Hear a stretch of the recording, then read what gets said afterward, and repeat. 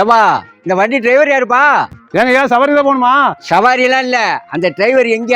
ஐயா நம்ம வண்டியில் நாய் அடிச்ச பார்த்தாம இருக்கு. சரி காசு கீசு கேட்பான், சமாளிப்போம். அந்த வண்டி டிரைவர் வண்டி எடுத்துட்டு போயிட்டாரியா?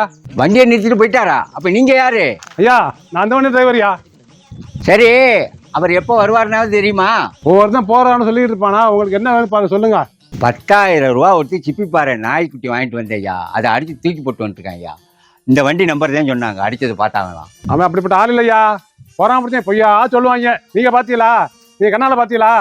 நான் கண்ணால பார்க்கல, பார்த்தாலும் போட்டோ எடுத்திருக்கு. அந்த வண்டியில பின்னாடி உள்ள நம்பர் மட்டும்தான் பதிவாயிருக்கு, டிரைவர் பார்க்கல. ஏன்னா போட்டோ பின்னாடி எடுத்தது. வேணா காமிக்கட்டுமா? ஆதாரம் காமிக்கட்டுமா? தெரியல ஐயா, ஆனா நான் இல்ல. நீ இல்லை இல்ல, சரி விடு, என்ன பண்ணணுமோ நான் பண்ணிக்கிறேன்.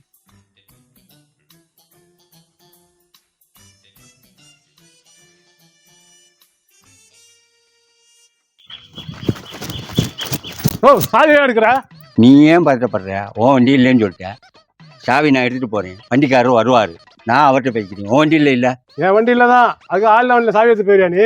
நான் தான் சொன்னல என் ஃப்ரெண்டுன்னு, நீ சாவி எடுத்து போற, நான் வேடி பார்க்க முடியுமா? அதை யோ, நாய் அடிபட்டதுக்கா மட்டும் நான் வரலையா. அடிபட்டது அடிபட்டுச்சு, நாய் மேல தப்பா ஓட்டுனவர் மேல தப்பா தெரியல. ஆனா அந்த நாயை அடிச்சு திருட்டுத்தனமா வேலி ஓரமா தூக்கி போடையில அவரோட பொருள் ஒன்று கீழே விழுந்துருச்சு. அந்த பொருளோட மதிப்பு வந்து லட்சக்கணக்கில் வரும். இப்போ நான் சாவியை எடுத்துகிட்டு போனேன்னா அவர் என்னை வந்து பார்ப்பாரு, அந்த பொருளை அவர் கையிலேயே கொடுத்துட்றேன். அவராக இறக்கப்பட்டு 10,000 ரூபா பணம் தந்தா தரட்டும், தராட்டி போகட்டும். பாவம் என்ன கஷ்டப்பட்டு வாங்கினாரோ, எனக்கு மனசு இல்லை அதை வச்சுக்கிறதுக்கு. இப்போ நான் வச்சுக்கிட்டேன்னு வச்சுக்க, அவர் கண்டுபிடிக்கவே முடியாது. அதனால அவர் பொருள் எனக்கு எதுக்கு?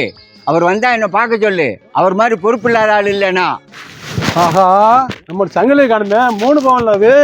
ஆமையா, நம்ம நாயை சுற்றி போடும்போது கட்டாயம் வந்து போறது, அதைத்தான் சொல்றான். என்னடா அது கொடுமையா இருக்கு. சங்கிலி என்னோடதுன்னா வண்டி என்னன்னு சொல்லணும், வண்டி என்னோடது இல்லைன்னு சொன்னா சங்கிலி என்னோடதுன்னு சொல்லணுமே. வேற வழி இல்ல, ஒத்துக்க வேண்டியதான். ஆனா என்ன மன்னிச்சுங்கண்ணே, போச்சுக்காதுண்ணே, போய் சொல்ல தப்பு தானே, என்ன மன்னிச்சுங்கண்ணே. தர்றேன், உன் பொருள் எனக்கு வேண்டாம், இந்த சாவியை வச்சுக்க. சரிங்கண்ணே, சாயை குத்துட்டியே. சங்கிலிங்கண்ணே, சங்கிலினா கஞ்சி குடிக்க முடியாதுண்ணே. இந்தாப்பா உன் சங்கிலியை நீ வச்சுக்க. இதை நான் வச்சுக்கணும்னு ஆசைப்பட்டா நான் எதுக்கு ஒன்று இவ்வளவு தூரம் தேடி வந்து கொடுக்க போறேன்? 10,000 ரூபா நாய் தானே, 3 பவுன் செயினை வச்சுக்க தெரியாதா? அடிபட்டது நாயா இருந்தாலும் உயிர் உயிர் தானே. அதே இடத்துல நாய்க்கு பதிலாக ஒரு குழந்தை அடிபட்டிருந்தா தூக்கி போட்டு வந்திருப்பியா? அதை வந்து மறைக்கிறேன்.